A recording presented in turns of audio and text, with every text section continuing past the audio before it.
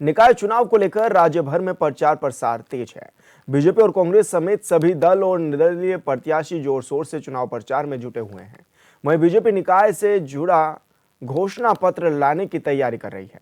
घोषणा पत्र के लिए बीजेपी ने सुझाव पेटिका के साथ 2 वाहनों को रवाना किया है, जो जनता से सुझाव इकट्ठा करेंगे। वहीं बीजेपी चुनाव प्रभारी ने बताया है कि इन सुझावों को शामिल करते हुए बेहतर देहरादून बनाने के लिए घोषणा पत्र तैयार किया जाएगा।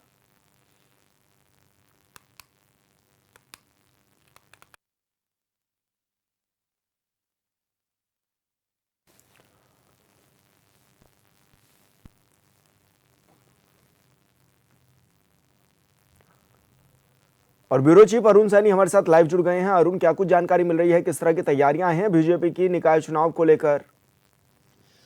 जी विशाल, देखिए निकाय चुनाव को लेकर के अब पूरा जो है प्रचार प्रसार चल रहा है और निकाय चुनाव अपने चरम पर है। सभी राजनीतिक दल प्रचार प्रसार में जुटे हुए हैं। तमाम वादे जनता से किए जा रहे हैं। तमाम मुद्दे लेकर के राजनीतिक दल जनता के बीच में जा रहे हैं। विपक्षी दलों की बात की जाए तो तमाम ऐसे मुद्दे हैं जिनको लेकर वो जनता के बीच में जा रहे हैं, चाहे वो सड़कों का मुद्दा हो, बिजली पानी, या फिर महंगाई, बेरोजगारी, या फिर जो स्थानीय मुद्दे हैं, गली मोहल्लों के जो मुद्दे हैं, उन ऐसे मुद्दों को लेकर के विपक्षी दल चुनावी मैदान में उतर रहे हैं। तो वहीं अगर सत्ताधारी दल की बात करें भारतीय जनता पार्टी की, तो भाजपा अपनी जो उपलब्धियां हैं, जो विकास के कार्य उनके द्वारा किए गए हैं, उनको लेकर के जनता के बीच में जा रहे हैं। और केंद्र से लेकर के राज्य सरकार तक के जो फैसले रहे, जो कार्य रहे, जो योजनाएं रही, उन योजनाओं को के में जो कार्य हुए हैं, उन सभी को लेकर के जनता के बीच में जा रहे हैं। और इस तरीके से पूरा प्रचार प्रसार सभी राजनीतिक दलों का देखने को मिल रहा है।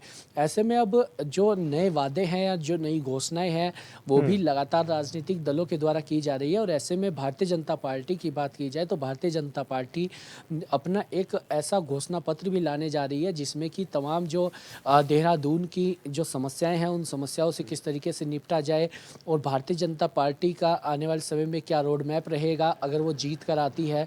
तो इस तरीके से सभी निकायों में अलग अलग जो है वो रोड मैप तैयार किया जा रहा है। और जैसे कि अगर देहरादून नगर निगम की बात करें तो यहाँ के अपने अलग मुद्दे हैं। हरिद्वार की बात करें तो हालांकि कुछ मुद्दे सेम भी हैं तो कई मुद्दे कुछ अलग भी हैं, क्योंकि हर निगम का, हर क्षेत्र का अलग अलग जो है समस्याएं होती है, अलग अलग जो है वहाँ के मुद्दे होते हैं। इसी तरीके से पिथौरागढ़ की बात हो या कोटद्वार की बात हो, काशीपुर की बात हो, तो इस तरीके से ऐसे मुद्दे हैं, ऐसी समस्याएं हैं जिनको लेकर के अब भारतीय जनता पार्टी जो है अपना एक मैनिफेस्टो भी तैयार करने जा रही है। और हर नगर निगम को लेकर के एक मैनिफेस्टो भारतीय जनता पार्टी की तरफ से तैयार किया जा रहा है, जिसमें कि अब भारतीय जनता पार्टी ने सुझाव पेटिका भी जो है वो रवाना की है। और सुझाव पेटिका गाड़ियाँ भी जो है वो निगम के नाम से जो है वो रवाना की गई है, जिसमें लोगों से सुझाव भी लिए जाएंगे, जो समाज सेवी हैं उनसे सुझाव लिए जाएंगे, जो ब्यूरोक्रेट्स हैं उनसे सुझाव लिए जाएंगे, जो राज्य आंदोलनकारी हैं उनसे सुझाव लिए जाएंगे, युवाओं से सुझाव लिए जाएंगे, महिलाओं से, बुजुर्गों से। इस तरीके से जो है सुझाव भारतीय जनता पार्टी अब लेगी। और ऐसे में उन्हीं सुझावों को देखते हुए एक जो है मैनिफेस्टो, घोषणा पत्र जो है भारतीय जनता पार्टी की तरफ से तैयार किया जाएगा। और तमाम चीज़ें, उन चीज़ों से कैसे निपटा जाए, वो अपनी मैनिफेस्टो में भारतीय जनता पार्टी लाएगी। और ऐसी जो वादे जो है जनता से वो किए जाएंगे। तो यानी कि देहरादून की समस्याएं क्या क्या है, लोग अपनी समस्या उसमें बता सकते हैं, किन समस्याओं पर काम होना चाहिए। तो इस तरीके से सुझाव पेटिका भारतीय जनता पार्टी ने रवाना की है। और अब वो पूरे नगर निगम क्षेत्र में घूम करके जो गाड़ियां हैं वो लोगों से सुझाव भी लेंगी, लोग अपना सुझाव उसमें दे भी सकते हैं। तो इस तरीके से भारतीय जनता पार्टी के जो ऐप है उस पर भी, वेबसाइट पर भी सुझाव जो है वो लोग अपने दे सकते हैं मैनिफेस्टो को लेकर के। तो इस तरीके से तमाम आगे घोषणा पत्र भारतीय जनता पार्टी का आने जा रहा है और इसको लेकर भारतीय जनता पार्टी काम कर रही है।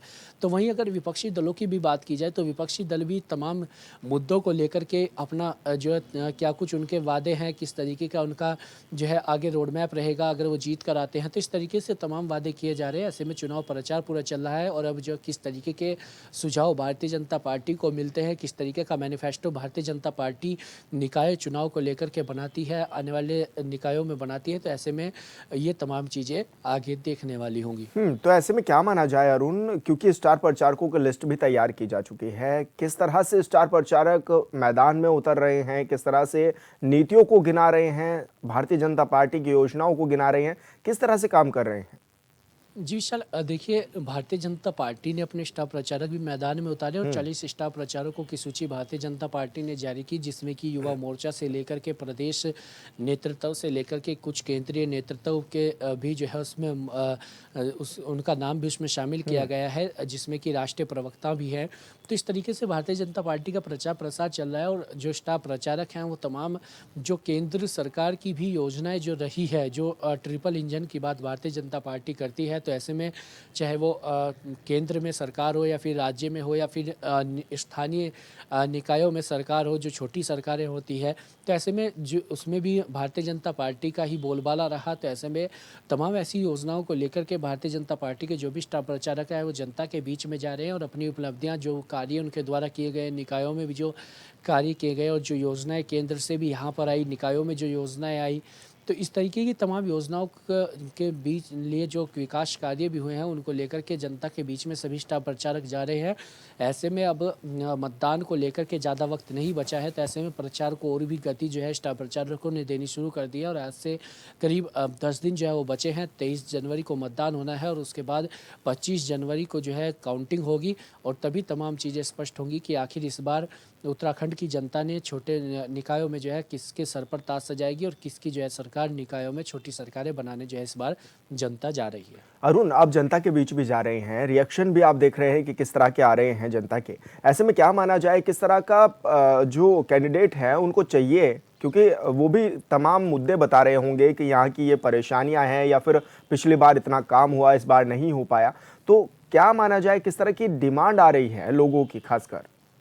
जी विशाल, बिल्कुल देखिए एचएनएन की टीम लगातार ग्राउंड जीरो पर है और ऐसे में सभी वार्डों का जायजा भी लगातार जो है वो हमारे द्वारा लिया भी जा रहा है और ऐसे में अगर बात की जाए तो जब लोगों के बीच में भी जा रहे हैं तो ऐसे में समस्याएं लोगों की वही है। सबसे बड़ी समस्या जो अभी तक अमूमन तौर पर सभी वार्डों में देखने को मिली है, सड़कों की सबसे बड़ी समस्या गलियों के अंदर है। चाहे स्ट्रीट लाइट की बात की जाए वो सबसे बड़ी समस्या है।